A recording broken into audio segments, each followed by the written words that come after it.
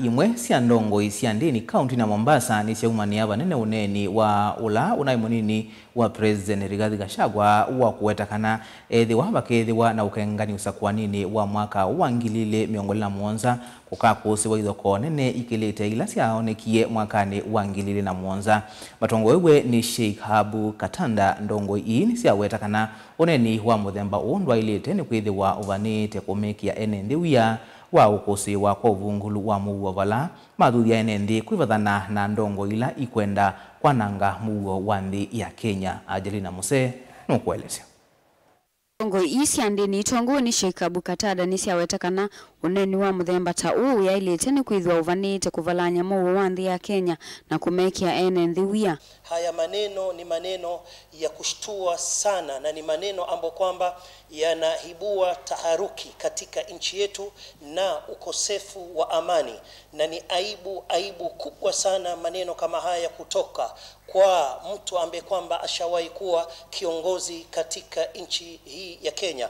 We call upon the police, DCI and all security institutions to investigate and take firm action against anyone who makes statements that threaten the peace of our nation. No one is above the law, and no political reason justifies the spilling of Kenyan blood. Makuwetakana ni undu wa kumachakua na mutongo ita uu ayumia uneni wa muthemba uu ni kumana na kuvitokana kwake maunduni meokonia uteti na serikali ya Kenya Kwanza. Vala makuulia mevea kiusesei kumwasa ya Rigathi Gachagua matambe maki meo na kuikia ukunikili uneni usi wake. Tumesikitika sana kama viongozi wa kidini na tunakemea na tunalaani maneno kama hayo.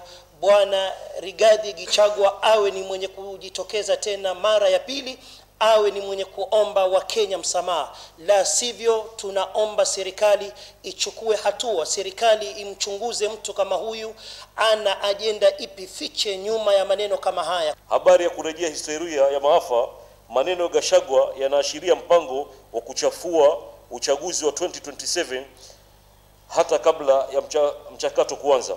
Kauli kama hizi ni dhihirisho la kukataa matokeo ya uchaguzi yatakayotolewa kinyume na matakwa yao.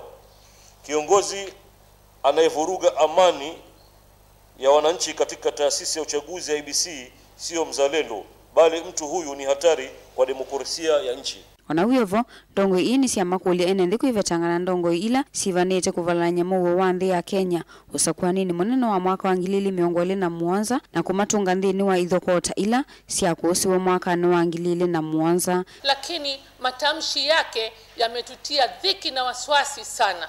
Matamshi aliyozungumza Gachagua si ya kufurahisha Mkenya.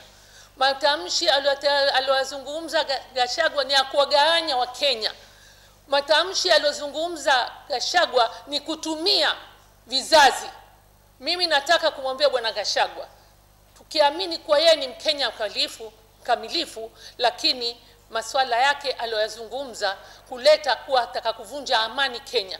Sisi tunalenga kuendelea na maendeleo na amani, lakini matamshi yake yanataka kuturudisha nyuma wa Kenya. Anakumbusha watu bado wana kovu ya 207. Analeta masuala ya 207 kwa sababu yeye ana pesa zake, atatoka mji na watoto wake, atumie vijana wengine, atumie watoto wa watu. Hiki ni kitu cha masikitisho sana. Sisi kama Wakenya tupilia mbali maneno yako ambayo isiyokuwa na thamana, na wewe ujirudie, because Kenya is bigger than you. Wewe kama mwana Kenya ujirudie, uone ile makosa umetamka, umekemewa na kila mmoja, uombe msamaha. Gilivote ya vilingi wa mauvo kuma kauntini ya Mombasa, nita wa Angelina Mose.